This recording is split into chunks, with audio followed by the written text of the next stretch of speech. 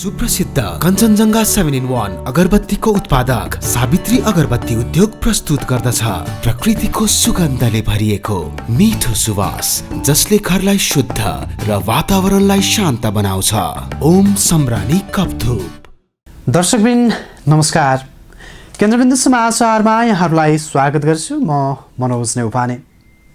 केन्द्रबिन्दु समाचारमा हामी दिनभरिका महत्त्वपूर्ण तथा खोजमूलक समाचारहरू सम्प्रेषण गर्ने गर्छौँ। आजको केन्द्रबिन्दु समाचार सुरु गरौँ प्रमुख शीर्षकहरूबाट।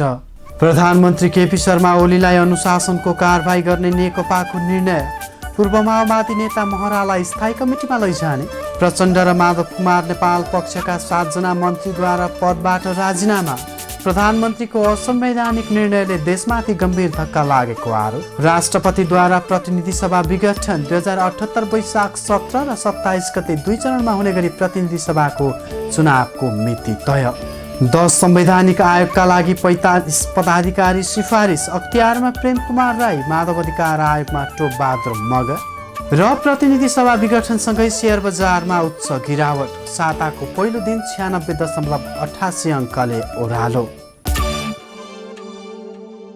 जस्तै परिस्थितिमा पनि होन्डा छ सधैँ तपाईसँगै, त्यसैले अब होन्डा हुनेछ तपाईसँग मात्र 1 रुपियाँको डाउन पेमेन्ट वा 1 रुपियाँको इएमआई वा 1% इन्ट्रेस्ट रेटमा। थप जानकारीका लागि यी नम्बरमा कल गर्नुहोस् वा माथि दिएको लिङ्क क्लिक गर्नुहोस्। होन्डा छ सधैँ तपाईसँगै। शर्माजी, चाउचाउ। कुन चाउचाउ? जसमा फाइदा छ। कसलाई फाइदा? हामीलाई कि ग्राहकलाई? तपाईलाई फाइदा हुने प्रीति चाउचाउ। फाइदा के छ यसमा? फाइदा चौध मसलाको स्वाद छ, मिठो मिठो याद छ, भोक मिटाउने ताकत छ, वर्षौंको विश्वास छ। बुझ्यो? प्रीति चाउचाउ, फाइदा हुने चाउचाउ। भोक लागेमा प्रीति खाऊ। समाचारको सुरुमा कोरोना सम्बन्धी अपडेट। नेपालमा कोरोना संक्रमितको संख्या 2,53,772 जना पुगेको छ। आज 588 जना नयाँ संक्रमित थपिएका छन्। नेपालमा कोरोना संक्रमणबाट मृत्यु हुनेको संख्या 1788 पुगेको छ। आज मात्र 11 जनाको मृत्यु भएको छ। कोरोनाबाट देशभर निको हुनेको संख्या 2,43,664 पुगेको छ। आइतबार निको हुनेको संख्या 1097 रहेको छ। आजको पिसिआर परीक्षण 4620 रहेको मन्त्रालयले जनाएको छ। आजसम्म जम्मा पिसिआर परीक्षण 18,70,830 रहेको छ। यस्तै काठमाडौँ उपत्यकामा आइतबार मात्र 238 जनामा कोरोना पुष्टि भएको छ। स्वास्थ्य मन्त्रालयले दिएको जानकारी अनुसार आइतबार काठमाडौँमा 179, भक्तपुरमा 26 र ललितपुरमा 33 जना संक्रमित थपिएका हुन्। अब उपत्यकामा कुल संक्रमितको संख्या 1,18,111 जना पुगेको छ। यस्तै विश्वभर कोरोना संक्रमितको संख्या 7,67,25,000 नागेको छ। यस्तै कोरोना संक्रमणपछि मृत्यु हुनेको संख्या 16,94,000 पुगेको छ। यस्तै संक्रमणपछि निको भएर घर जानेको संख्या 5,38,53,000 नागेको छ। अब पूरा समाचार। सरकारले प्रतिनिधि सभा विघटन गरेपछि शेयर बजारमा उच्च गिरावट आएको छ। प्रधानमन्त्री केपी शर्मा ओलीले प्रतिनिधि सभा विघटनका लागि पठाएको प्रस्ताव राष्ट्रपति विद्यादेवी भण्डारीले सदर गरेपछि शेयर बजारमा उच्च गिरावट आएको हो। एक रिपोर्ट। आइतबार शेयर बजार खुलेदेखि नै नेप्से परिसूचकमा ठूलो उतारचढाव देखियो। राजनीतिक अस्थिरता आउने डरले लगानीकर्ताको मनोबल खस्केदा नेप्से परिसूचक उच्च अङ्कले घटेर बन्द भएको छ। कारोबार सुरु भएदेखि नै घटिरहेको बजारमा राष्ट्रपति विद्यादेवी भण्डारीले संसद विघटन गरेको समाचार आएसँगै अन्तिम 25 मिनटमा थप 43 अङ्कको गिरावट देखियो। समग्रमा नेप्से 4.77% अर्थात् 96.88 अङ्कले घटेर 1935.63 अङ्कमा बन्द भएको छ। क वर्गका कम्पनीको कारोबार मापन गर्ने सेन्सिटिभ परिसूचक पनि 4.25 अर्थात् 26.39 अङ्कले घटेर 369.55 अङ्कमा झरेको छ। दिनभरि 198 कम्पनीको 9,04,79,27,000 रुपियाँ बराबरको 1,45,09,533 किता सेयर खरिद बिक्री भएको छ। कारोबारमा आएका सबै समूहका सूचकहरू घटेका छन्। कारोबारमा आएका समूहमध्ये सबैभन्दा धेरै अन्य समूह 8.39%ले घटेको छ। त्यस्तै जलविद्युत समूहमा 6.68%, निर्जीवन बिमा समूहमा 5.48%, जीवन बिमा समूहमा 5.05%, व्यापार समूहमा 4.28%, विकास बैङ्क समूहमा 3.69%, बैङ्किङ समूहमा 2.97%, उत्पादन तथा प्रशोधन समूहमा 2.92%, होटल समूहमा 2.63%, फाइनेन्स समूहमा 2.35%, म्युचुअल फन्ड समूहमा 0.99%ले घटेको छ। नेप्से परिसूचकमा भारी गिरावट आए पनि 14 कम्पनीका सेयर धनीले भने कमाएका छन्। युनाइटेड इतिमধ্যে आरबिआई जलविद्युतका सेयर धनीले झन्डै 10%ले कमाएका छन्। सूर्योदय लघु वित्तीय संस्थाका सेयर धनीले 10%ले गुमाएका छन्। यसबाहेक विभिन्न 12 कम्पनीका सेयर धनीले 9% भन्दा बढी गुमाएका छन्, जसमध्ये नेरुडे लघुवित्त वित्तीय संस्था, स्वावलम्बन लघुवित्त वित्तीय संस्था, छ्याङ्दी जलविद्युत, अप्पर तामाकोसी जलविद्युत कम्पनी लगायतका कम्पनीका सेयर धनी रहेका छन्। त्यस्तै नेपाल लाइफ इन्सुरेन्स कम्पनीको सेयर कारोबार सबैभन्दा धेरै 1,06,84,63,000 रुपियाँ बराबर भएको छ। सरकारले अख्तियार दुरुपयोग अनुसन्धान आयोगका प्रमुखदेखि विभिन्न संवैधानिक आयोगमा पदाधिकारी सिफारिस गरेको छ। संसद सचिवालयका अनुसार रिक्त प्रमुख आयुक्तलाई यसअघि बसेको संवैधानिक परिषदको बैठकले सिफारिस गरेको हो, जस अन्तर्गत अख्तियारको प्रमुखमा पूर्व गृह सचिव प्रेम कुमार राई सिफारिस भएका छन् भने निर्वाचन आयोगमा रामप्रसाद सिलवाल र डाक्टर जानकी तुलाधर सिफारिस भएका छन्। हेरौँ पूरा समाचार। सरकारले अख्तियार दुरुपयोग अनुसन्धान आयोगका प्रमुख सहित विभिन्न 45 संवैधानिक आयोगमा पदाधिकारी सिफारिस गरेको छ। संसद सचिवालयका अनुसार रिक्त प्रमुख आयुक्तलाई यसअघि बसेको संवैधानिक परिषदको बैठकले सिफारिस गरेको हो। अध्यादेश मार्फत तत्काल कायम भएका बहुमत संवैधानिक परिषदका सदस्यले नियुक्तिका लागि सिफारिस गर्न सक्ने व्यवस्था गरेको थियो। सोही अध्यादेश जारी भएपछि प्रधानमन्त्री केपी शर्मा ओलीको अध्यक्षतामा बसेको बैठकले राई लगायत रिक्त संवैधानिक निकायमा नियुक्तिका लागि सिफारिस गरेको थियो। प्रधानमन्त्री केपी शर्मा ओली, राष्ट्रिय सभाका अध्यक्ष गणेश तिमल सिन्हा र प्रधान न्यायाधीश चोलेन्द्र शमशेर राणाको बैठक बसेको थियो। उक्त बैठकमा विभिन्न रिक्त आयोगका पदाधिकारीहरूको नामबारे मात्र छलफल भएको बताइएको थियो। तर मङ्सिर 30 गते 5 बजे बैठकले संवैधानिक निकायहरूमा नामहरू सिफारिस गरिसकेको थियो। तथापि सभामुख अग्निप्रसाद सापकोटा र प्रमुख प्रतिपक्षी दलका नेता शेरबहादुर देउवा अनुपस्थित भई रिक्त पदका लागि विभिन्न व्यक्तिहरू नियुक्त गरिएको थियो।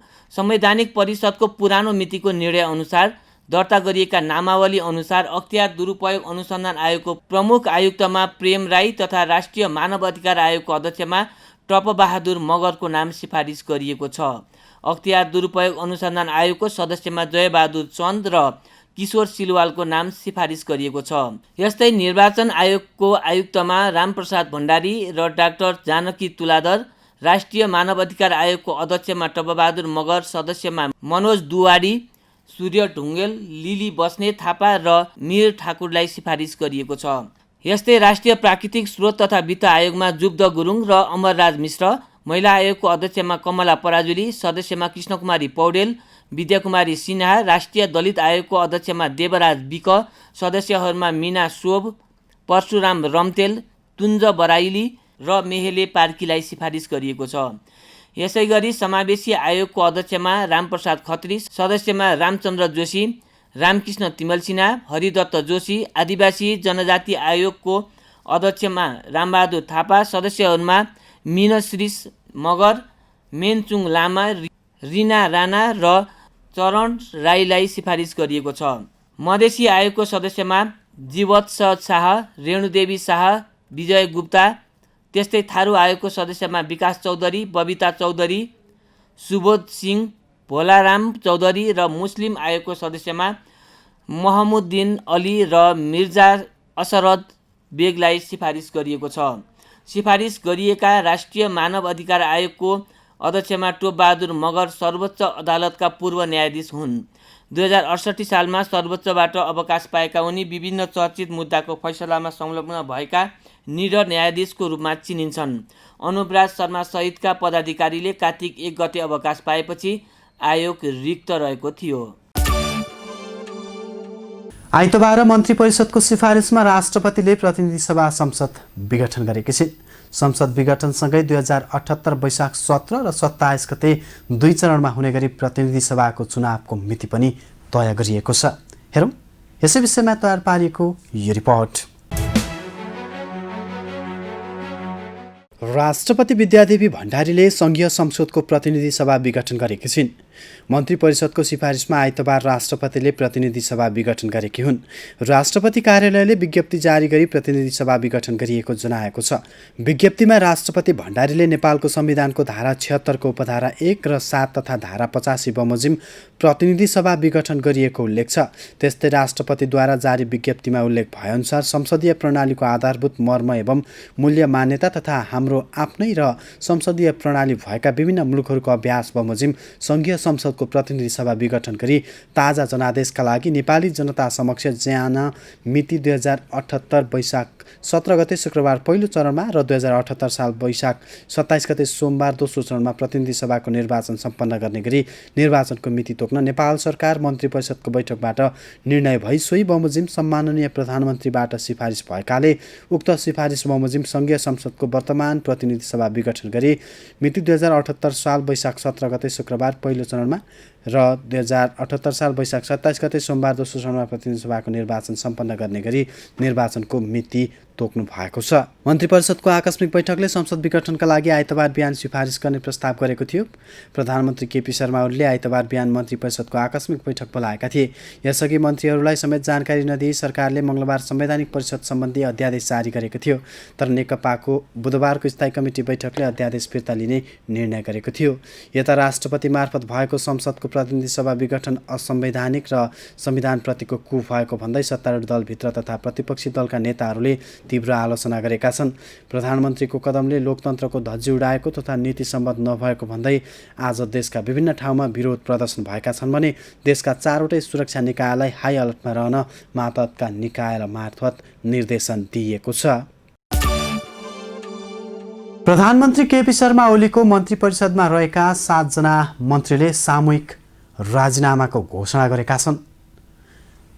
सिंहदरबारमा आयोजित पत्रकार सम्मेलन मार्फत कार्यकारी अध्यक्ष पुष्पकमल दाहाल प्रचण्ड र वरिष्ठ नेता माधव कुमार नेपाल समूहका 7 जना मन्त्रीले सामूहिक राजीनामा दिएका हुन्। यसरी सामूहिक राजीनामा दिनेमा कृषि मन्त्री घनश्याम भुसाल, पर्यटन मन्त्री योगेश भट्टराई, ऊर्जा मन्त्री वर्षमान पुन, शिक्षा मन्त्री गिरिराजमणि पोखरेल, वन मन्त्री शक्ति बस्नेत, श्रम मन्त्री रामेश्वर राय यादव र खानेपानी मन्त्री बिना मगर रहेका छन्। हेरौँ एक रिपोर्ट।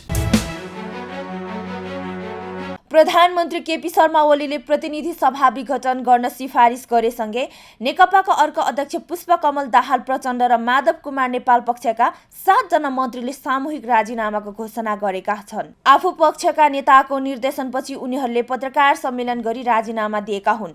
राजीनामाको घोषणा गर्ने मन्त्रीहरूमा योगेश भट्टराई, गिरिराजमणि पोखरेल, घनश्याम भुसाल, शक्ति बस्नेत, वर्षमान पुन, बिना मगर र रामेश्वर राय यादव रहेका छन्। मन्त्रीहरूले नेकपा विशिष्ट नेता माधव नेपाल र नेकपा अध्यक्ष प्रचण्डको निर्देशन अनुसार सामूहिक राजीनामा दिएका हुन्।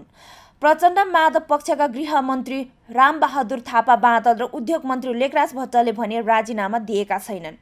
मन्त्रीहरूका तर्फबाट सामूहिक राजीनामा पत्र पढ्दै शिक्षा मन्त्री गिरिराजमणि पोखरेलले संसद विघटन गर्ने प्रधानमन्त्रीको कदमप्रति गम्भीर असहमति भएको जनाए। आज मिति 77 पौष 5 गतेको मन्त्री परिषद बैठकमा प्रधानमन्त्री केपी ओलीद्वारा प्रस्तुत प्रतिनिधि सभाको विघटनको प्रस्तावमा हाम्रो असहमति रहेको सर्वविदित नै छ। त्यसलाई रोक्न हाम्रो तर्फबाट अधिकतम प्रयास भएको पनि सार्वजनिक नै छ।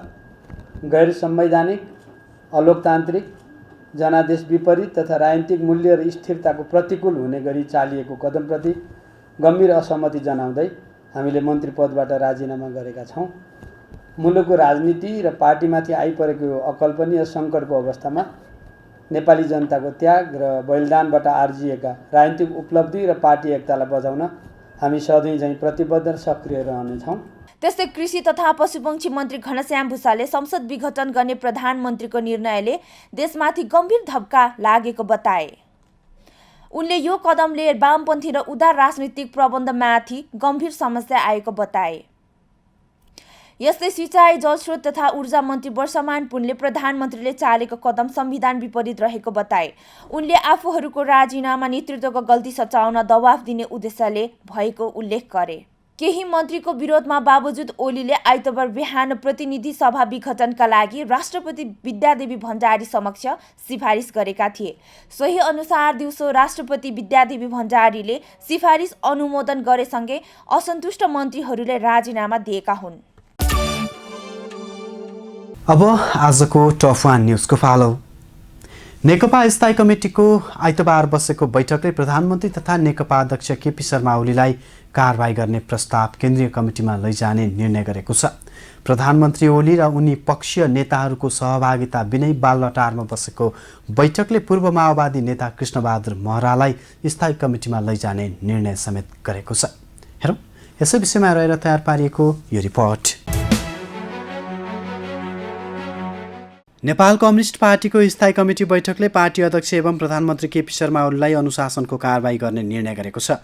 आइतबार साँझ बालुवाटारमा बसेको नेकपाको स्थायी कमिटी बैठकले लोकतन्त्रलाई खतरामा पार्ने काम गरेकाले ओलीलाई अनुशासनको कारबाही गर्ने निर्णय गरेको पार्टी प्रवक्ता नारायण काजी श्रेष्ठले जानकारी दिए।